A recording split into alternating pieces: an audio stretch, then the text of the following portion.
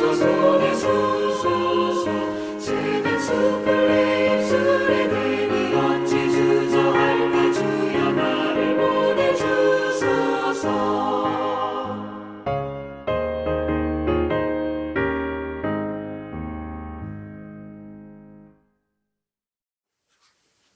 오늘 우리에게 주시는 하나님의 말씀은 이사야서 6장 6절로 8절입니다.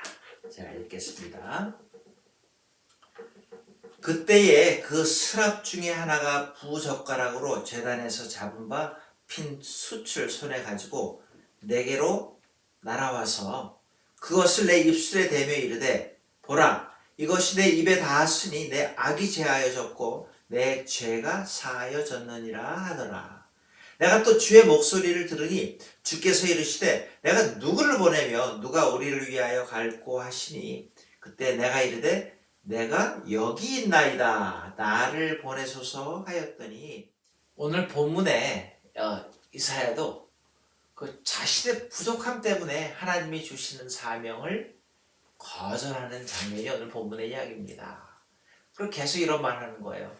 하나님, 저는 하나님을 만나고 보니까 정말로 입술이 부정한 사람이고 자신도 없고 정말로 죄투성이 정말로 하나님 쓰실 수 없는 사람입니다. 어떻게 내가 이런 삶의 모습을 가지고 이런 입술을 가지고 하나님의 말씀을 전하겠습니까? 라고 이렇게 반문을 하는 겁니다.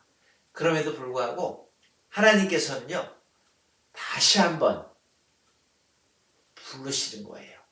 이사야를 다시 한번 부르십니다. 그러면서 이렇게 말씀하시는 거예요. 나는 여호와다. 천지를 창조하고 너를 지은 여호와. 그렇기 때문에 겁내지 말아라. 내가 너와 함께 하겠다. 내가 너와 함께 해가지고서 너를 통해서 큰 일을 이루겠고 큰 영광을 받을 것이다. 일어나 너의 삶의 현장으로 가라. 반드시 내가 너와 함께 하리라. 라는 약속의 말씀을 해주시는 거예요. 여러분 그뿐이에요? 하나님이 말씀만 해주신 것이 아니라 사인도 보여주시고 기적으로 하나님의 사람들의 그 소명, 콜링을 확신시켜 주십니다. 모세에게는 뭘 주셨어요? 모세의 지팡이의 기적을 보여주셨잖아요. 기드온에게는 이슬의 표징으로 그리고 본문에 나오는 이사야에게 오늘 본문에 뭘 주신 거예요? 활활 타오르고 있는 거룩한 숯불로 입술을 지져 주셨습니다. 그러면서 이사야에게 그 천사가 말을 하잖아요. 뭐라 그럽니까? 보라, 이것이 내 입에 닿았으니 내 악이 제하여졌고 내 죄가 사하여졌느니라. 그런데 내가 누구를 보내며 누가 우리를 위하여 간다는 말인가? 한마디로 이게 무슨 말이에요? 이사야의 가슴에 소명감이 타오르도록 부채질을 했다라는 말입니다. 여러분, 이사야가 그때 뭐라고 하나님께 고백을 하세요? 주여, 내가 여기 있나이다. 나를 보내소서. 주여, 내가 있나이다. 내가 있나. 이렇게 또 고백을 하는 겁니다. 이 장면을 잘 보세요. 이사야의 가슴이 뜨거워지기 시작합니다. 견딜 수가 없게 만들어주셨어요, 하나님이. 그리고 소명의 감격으로 꽉 채워주셨다는 거예요. 그리고 난 후에 저절로 이사야의 마음속에서 내가 여기 있나이다. 나를 보내소서라고 고백을 하는 거예요. 근데 여러분 이게 아주 극적인 모습 같지만은 많은 하나님의 종들을 부르실 때에 이런 과정으로 부르신다는 거예요. 그래서 많은 사람들이 자신 있게 그 길로 가는 게 아니라 하나님이 주신 소명이 너무너무 부담돼 가지고서 정말로 싫어요. 하기 싫어요. 못하겠습니다. 나는 자격이 없어요. 이런 모습을 가지고 있는 많은 사람들한테 어떻게 하셨든지 간에 가슴에 사명의 불을 지피신다는 거예요. 그래서 그들로 하여금 고백을 하게 만드시잖아요. 그리고 사명의 현장으로 몰아 넣으시는 겁니다. 우리도 마찬가지 아니에요? 다 하나님의 부르심에 대부분의 사람들은 핑계대고 거절을 하지 않습니까? 오늘도 우리가 같은 모습으로 거절하는 게 어떤 게 있을까요? 팬데믹이라는 이유로 사람을 만날 수 없다는 이유로 하나님마저 안 만나려고 핑계대는 소명이 핑계대는 소명이 거절하고 있는 우리의 모습은 혹시 없나요? 여러분 혹시 주일날 예배를 꼬박꼬박 드리셔도 이런 생각은 안 하셨어요? 이런 말은 안 했나요?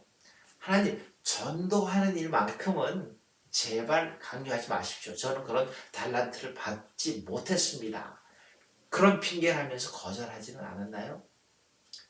그런 우리에게 하나님께서 끊임없이 계속 달래시고 말씀하시는 게 뭐예요? 우리 마음속에 소명, 작은 빛을 주시고 작은 감동 또는 익사이먼트를 주시는 게 뭐예요? 나로 하여금 하나님의 사람으로 불붙는 소명감, 정말로 이사야처럼 활활 그런 모습은 아닐지라도 조그만 빛을 가지고 나의 삶에서 전도자로 부르신다는 겁니다. 이사야처럼 그럴 때에 내가 큰 일을 하겠다는 게 아니라 하나님, 내가 여기 있습니다. 나를 지금 나의 상황 가운데 내가 할 수 있는 만큼 할 수 있도록 보내 주소서. 내가 지금까지 하기 싫고 부담이 돼서 안 하겠다고 하는 많은 것들이 있는데 그중에 특별히 전도 한 명이라도 그 사람을 위해서 기도하게 하시고 그 사람한테 대화하게 하시고 한 명이라도 그 사람을 위해서 나를 사용하여 주시옵소서, 나를 보내시옵소서 라고 대답해야 되는 것이 바로 우리의 모습이어야 되는데 그렇지 못한 우리의 모습을 함께 바라보자는 겁니다. 여러분 지금 우리에게 중요한 게 뭡니까? 하나님이 나를 부르실 때에 받은 복을 나 혼자만 간직하는 것이 아니라 나누려는 거 아니에요. 가장 큰 복이 뭡니까? 복음의 빛을 졌습니다. 은혜를 엄청나게 받았습니다. 나누자는 겁니다. 그래서 전도하자는 거예요. 그래서 어떤 방법으로든지 어떤 통로로든지 영혼을 구원하고 영혼을 얻는데 조그만한 업적이라도 남길 수 있기를 바랍니다. 여러분 교회 부흥이 뭔데요? 거기서부터 시작하는 겁니다. 하나님 나라가 어디 있는데요? 내가 그런 마음을 가지고 함께 더불어 우리가 살려고 할 때에 하나님 나라는 건설되는 겁니다. 문제는 어디 있습니까? 내 마음입니다. 소명감이 없는 나의 마음입니다. 그러게 오늘 부르시는 하나님의 음성을 듣고 우리 거절하지 마십시다. 전도의 영광, 축복, 여러분을 초대하는 그 하나님의 부르심을 거절하지 마십시다. 그럴 때 우리는 위대한 불붙는 전도의 소명감이 우리에게서 다시 회복되기 시작할 겁니다. 그리고 우리의 삶에서 전도할 수 있는 전도자의 사명을 다할 줄 믿습니다. 여러분, 하나님의 음성을 듣고 거절하는 자가 아니라 그 음성에 순종해서 내가 할 수 있는 만큼 전도자의 삶을 살아갈 수 있기를 주님의 이름으로 축원합니다. 기도하시겠습니다. 하나님, 나를 부르시고 복 주시고 은혜 주시는 하나님의 크신 은총을 우리는 받았는데 나만 받는 것이 아니라 주위에 있는 사람들에게 나누어 줘야 되는 사명, 책임이 있음을 깨닫습니다.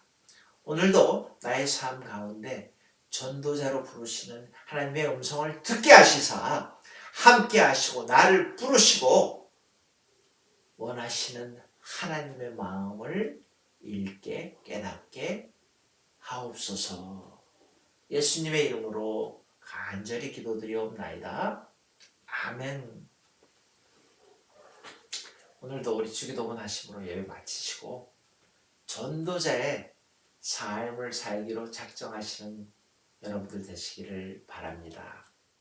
하늘에 계신 우리 아버지여, 이름이 거룩히 여김을 받으시오며 나라의 마옵시며 뜻이 하늘에서 이루어진 것 같이 땅에서도 이루어지이다. 오늘날 우리에게 일용할 양식을 주옵시고 우리가 우리에게 죄 지은 자를 사하여 준 것 같이 우리 죄를 사하여 주옵시고 우리를 시험에 들지 말게 하옵시며 다만 악에서 구하옵소서. 대개 나라와 권세와 영광이 아버지께 영원히 있사옵나이다.